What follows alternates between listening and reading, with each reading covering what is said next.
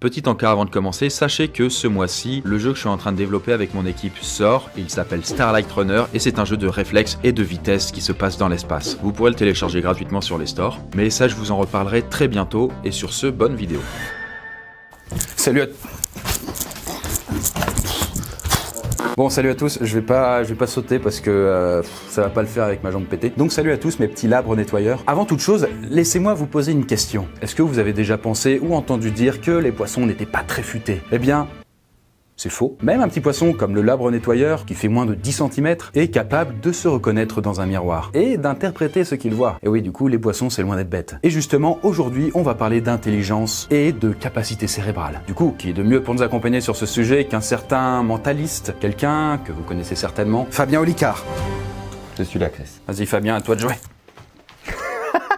Salut la poiscaille. Alors voilà, oui, je m'appelle Fabien Olicard, j'ai pas touché un casse-tête depuis un mois. Je remonte la pente, c'est pas facile. Non, je plaisante, tout va bien, je suis très content d'être ici et merci beaucoup à toi Chris pour l'invitation. Mais y a pas de quoi Fabien. D'ailleurs, si tu devais nous décrire le sujet en 3-4 mots, ce serait quoi? Ce serait génie, écrivain, autiste et regénie derrière. Ok, pas mal, après ça fait 2 fois génie quoi. Mais en effet, comme on dit dans le jargon, on va parler d'une sacrée tronche. Il est surnommé l'homme ordinateur, un documentaire qui lui est consacré porte d'ailleurs son nom, mais il est aussi l'un des auteurs les plus lus en 2009. Et les chiffres même sont comme un remède miracle pour lui. Bref, rentrons dans le vif du sujet sans plus attendre, et bienvenue dans cette bulle consacrée à Daniel Tammet.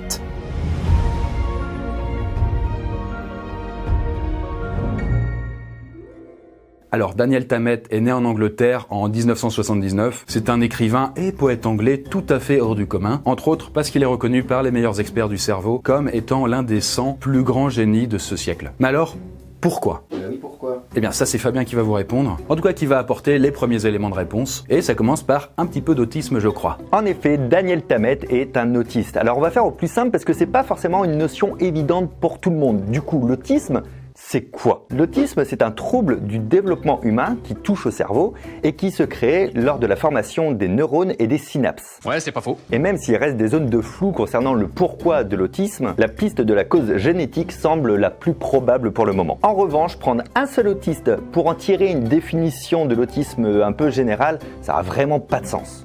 Ah bah merci Fabien, ça nous avance ça. Salopard. Bah ouais, mais moi j'y peux rien, attends, parce que autant il y a des autistes qui sont intellectuellement en retard ou qui ont des difficultés à s'exprimer ou à interagir avec d'autres personnes, autant d'autres vont à l'inverse développer des capacités intellectuelles mais complètement bluffantes, accomplir de vrais exploits et en plus arriver à mener une vie relativement normale. Et c'est d'ailleurs le cas de notre cher Daniel Tammet.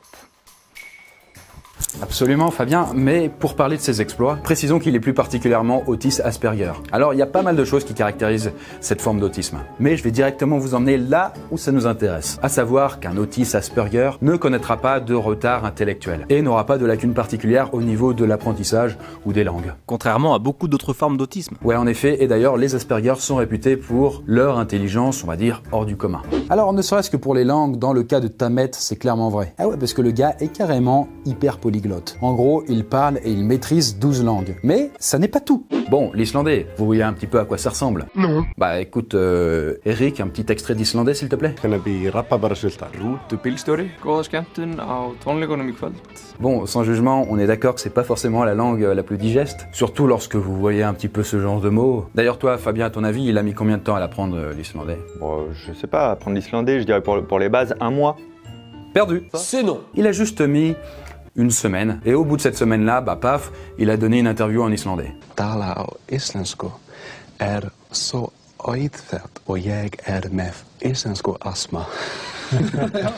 Tout en détente, quoi, c'est fou. Et ça nous fait d'ailleurs une excellente transition pour parler d'une autre forme de son autisme, à savoir l'autisme savant. Eh oui, Chris! Et oui, Daniel Tammet est décrit comme étant un autiste savant avec notamment des capacités cérébrales et intellectuelles hors normes. Et le terme ne vient pas de nulle part. En fait, cela désigne un croisement entre troubles du spectre de l'autisme et du savantisme. En gros, le gars, c'est une tronche. Pour imaginer un petit peu le cocktail Asperger savant, ça donne des gens absolument brillants dans certains domaines, qui paraissent normaux mais qui ont pourtant de ci et là des petits handicaps, et qui font des fixettes sur des choses normalement banales, comme Daniel qui, par exemple, a absolument besoin de boire du thé à des horaires précis pour ne pas stresser outre mesure. C'est d'ailleurs de ça dont le fameux film Rain Man avec Dustin Hoffman parle justement. Et c'est aussi le cas d'un artiste norvégien que les fans d'électro connaîtront peut-être, qui s'appelle Savant et dont la spécialité est clairement la musique.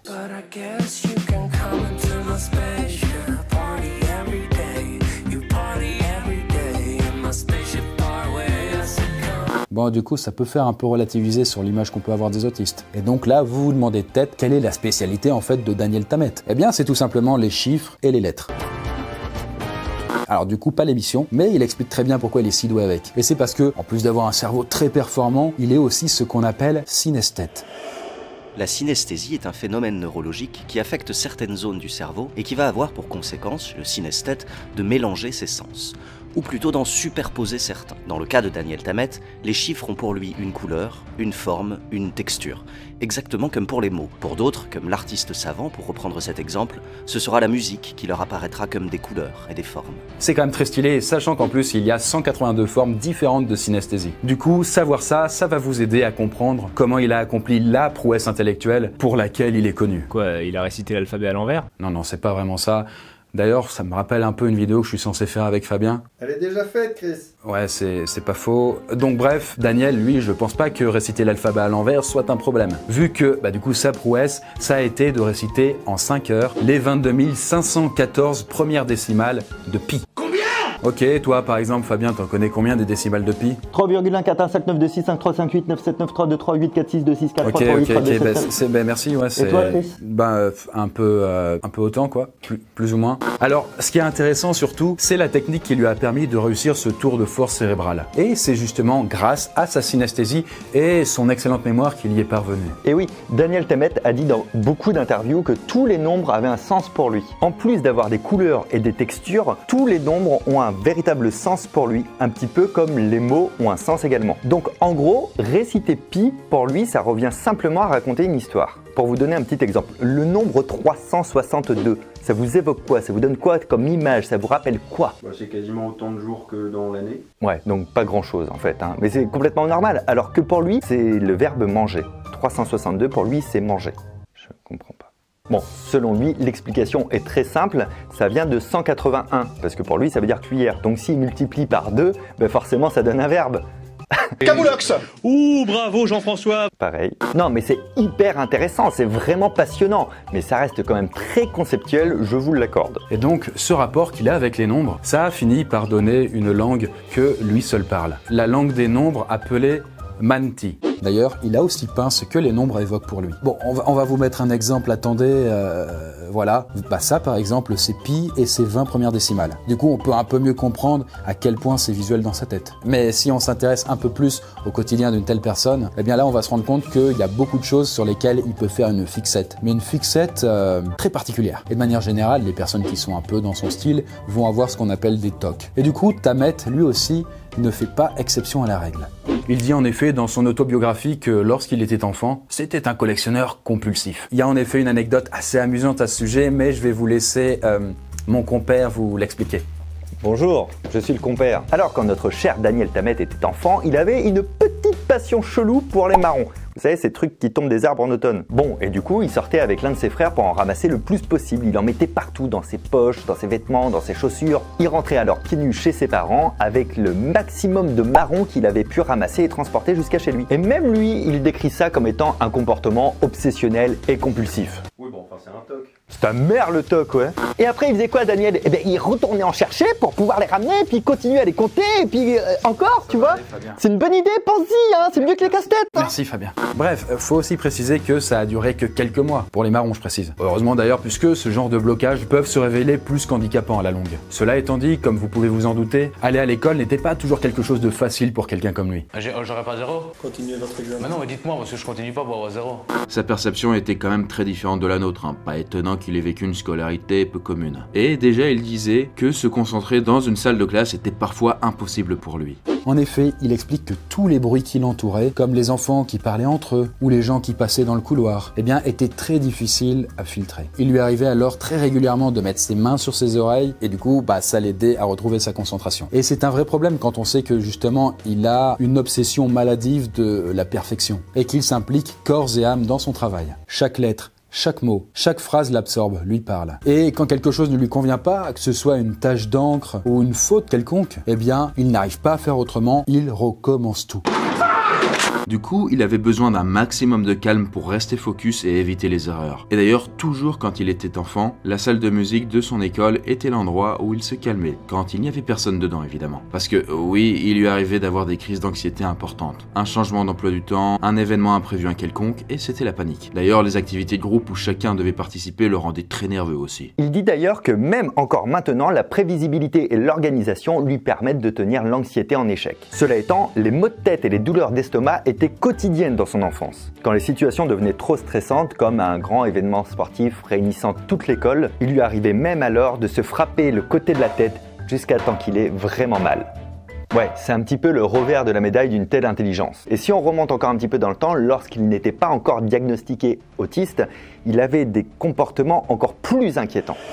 À l'âge de 2 ans, il avait choisi un certain mur du salon pour s'y cogner la tête de manière répétitive. Balançant son corps d'avant en arrière, il projetait durement sa tête en avant selon un tempo précis et régulier. Parfois, il se cognait si fort qu'il en avait des bosses. Son père accourait pour l'éloigner du mur, mais il y revenait toujours pour recommencer de plus belle. À d'autres moments, il entrait dans de violentes colères. Il giflait son visage et il hurlait à plein poumon. Ouais, du coup, ça devait pas être évident tous les jours. Mais entouré de bienveillance et de compréhension par sa famille, il a su se développer pleinement et être aujourd'hui un écrivain mondialement reconnu qui semble tout à fait épanoui. D'ailleurs, il s'est installé avec son compagnon en France et plus particulièrement à Paris en 2009, où il est désormais écrivain à plein temps. En conclusion, ce qui pourrait nous apparaître comme un handicap peut aussi être la clé pour accomplir des choses extraordinaires. Et d'ailleurs, j'en profite aussi pour rappeler que l'autisme n'est pas quelque chose à moquer, mais bien au contraire. Car si réciter 22 000 décimales de pi peut sembler inutile, ça veut quand même dire que le cerveau humain est capable de choses qu'on soupçonne à peine, voire qu'on pense inimaginables. C'est clair. D'ailleurs, pour ceux qui me suivent sur ma chaîne YouTube, vous savez qu'une grosse partie de mon travail, c'est de comprendre le fonctionnement du cerveau humain pour voir un petit peu ce qu'on peut en faire à travers le prisme du mentalisme. Je valide. Ouais, moi aussi je valide.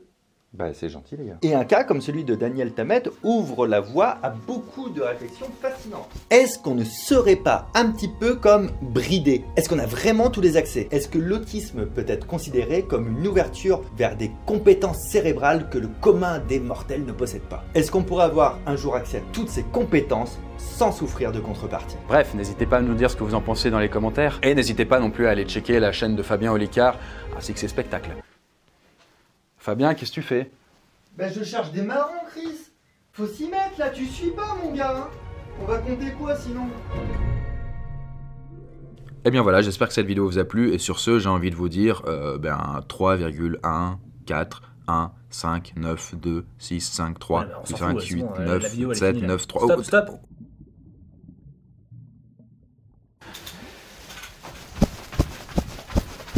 Au pire, peut-être des châtaignes.